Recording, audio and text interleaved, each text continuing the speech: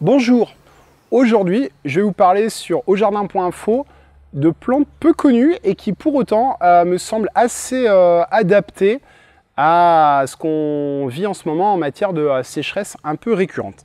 Alors il s'agit des érythrines, c'est ce qu'on appelle aussi les crêtes de coq. Alors là je vous en ai amené deux.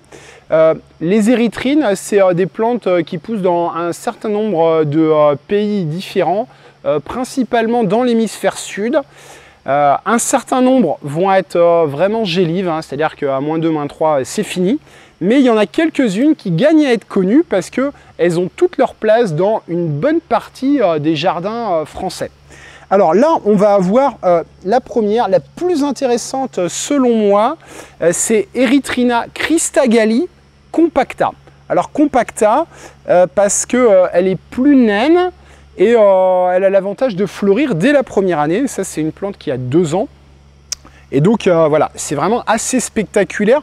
Là, on est en début de floraison et comme elle est en pot, la hampe florale n'est pas très longue, mais on peut avoir des épis qui vont faire 50 cm sans problème avec ces fleurs corail qui vont arriver à 2 périodes dans l'année. Donc en fin de printemps, on va dire en juin, et puis après il peut y avoir une remontée de fleurs sur août-septembre. Alors là, l'autre à côté, c'est une érythrine, alors là elle est en fin de floraison comme vous le voyez, qui a l'avantage d'avoir une couleur vraiment plus rouge vif, c'est Erythrina X Bidwilli. Les exigences de ces plantes-là, c'est simple, c'est tout terrain, pas marécageux. C'est vraiment des plantes extrêmement résistantes à la sécheresse. Donc quand on est dans un terrain un peu humide, on va les planter sur une butte, exposée plein sud, et on plantera ça plutôt en saison de végétation, c'est-à-dire idéalement de avril à août. Ce qui est important, c'est que la plante s'installe bien avant les premiers froids hivernaux et qu'elle ait vraiment fait ce qu'on appelle un codex. Alors un codex, c'est quoi? C'est que ça va faire comme une sorte de bulbe, on va dire un tronc renflé qui est en partie sous terre et en partie au-dessus de la terre. Et c'est là que la plante va emmagasiner toutes ses réserves pour passer l'hiver. Alors comment ça pousse? Les deux, donc elles vont faire ce fameux codex. Et suivant le climat que vous allez avoir, elles vont soit disparaître en hiver et repartir au printemps de leur codex. Si vous avez -6, -7, voire plus, il n'y aura que la partie souterraine qui va résister. Et puis si vous avez la chance d'avoir, soit d'habiter dans une région où il fait très peu froid, la Bretagne, la Côte d'Azur, toute la côte atlantique, eh ben le tronc, elles vont former un tronc et le tronc, lui, va rester. Et là, vous allez avoir des plantes qui vont être vraiment spectaculaires avec des épis de fleurs sur toute la hauteur, sur 1,50 m, voire 2 mètres. En termes d'entretien, rien à faire, hein, si ce n'est, je dirais, en fin d'hiver, retailler les parties sèches.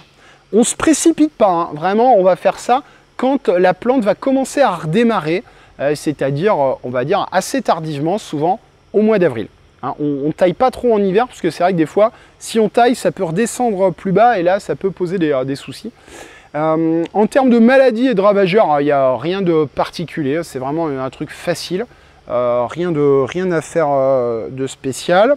L'arrosage, forcément, comme je vous l'ai dit, c'est extrêmement résistant à la sécheresse, donc si vous la plantez en plein mois de juin et qu'il ne pleut pas du tout, bon, c'est vrai que vous mettez un petit paillage et vous arrosez 30 litres d'eau tous les 15 jours.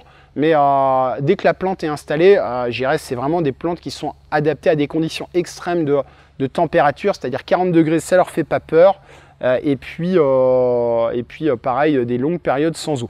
Ça peut se cultiver en pot.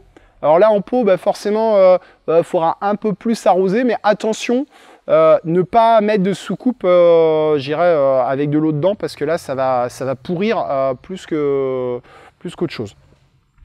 La multiplication, alors là, la multiplication, c'est un peu compliqué. C'est aussi pour ça qu'on n'en voit pas souvent sur le marché.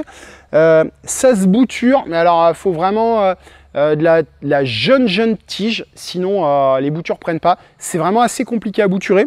Celle-là, elle fait la Bidwilli, elle fait pas de graines. Enfin moi, en tout cas, j'en ai jamais vu.